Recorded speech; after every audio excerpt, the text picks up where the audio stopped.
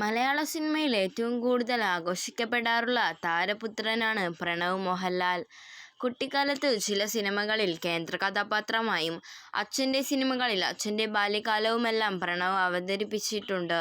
മികച്ച ബാലതാരത്തിൻ്റെ സംസ്ഥാന സർക്കാരിൻ്റെ അംഗീകാരം വരെ കിട്ടിയിട്ടുണ്ടെങ്കിലും പ്രണവ് നായകനായി രണ്ടാം വരവ് നടത്തുമോ എന്നതിൽ പ്രേക്ഷകർക്ക് ഉറപ്പില്ലായിരുന്നു. അവസാനം മോഹൻലാൽ ആരാധകരുടെ പ്രാർത്ഥന ദൈവം കേട്ടതുപോലെ പ്രണവ് ആദിയിലൂടെ നായകനായി രണ്ടാം വരവ് നടത്തി. എന്നിരുന്നാലും വളരെ വിരളമായി മാത്രമേ സിനിമകളിൽ പ്രണവ് അഭിനയിക്കാറുള്ളൂ.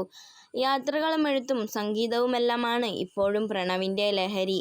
സ്വകാര്യ ജീവിതം ഒട്ടും തന്നെ പബ്ലിക്കാക്കാൻ താരപുത്രന് താൽപ്പര്യമില്ല.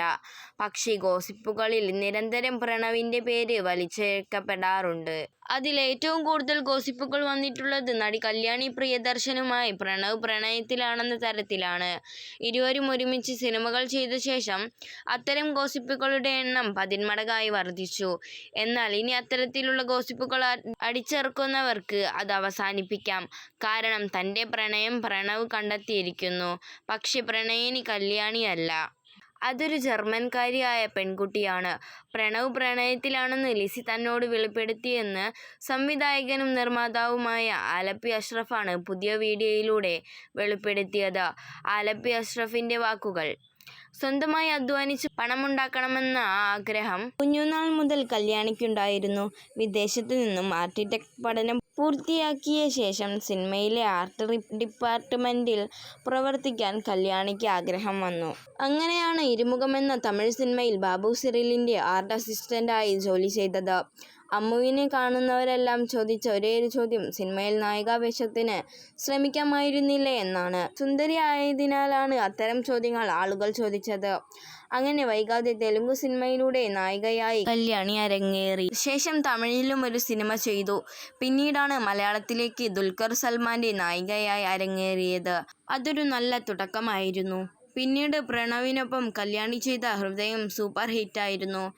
ഹാർഡ് വർക്ക് കൊണ്ടാണ് കല്യാണി തൻ്റെ അഭിനയ ജീവിതം മെച്ചപ്പെടുത്തി കൊണ്ടുവരുന്നത്. ഓടും കുതിര ചാടും കുതിര.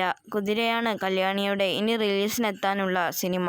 അമ്മ ലിസിയെ വീണ്ടും അഭിനയരംഗത്ത് ഇറക്കണമെന്ന ആഗ്രഹം കല്യാണിക്കുണ്ട്. അതിനിടയിൽ ലിസിയും പ്രിയദർശനും പങ്കെടുക്കാതെ കല്യാണിയുടെ വിവാഹം കഴിഞ്ഞു എന്നൊക്കെ വ്യാജ വാർത്തകൾ വന്നു.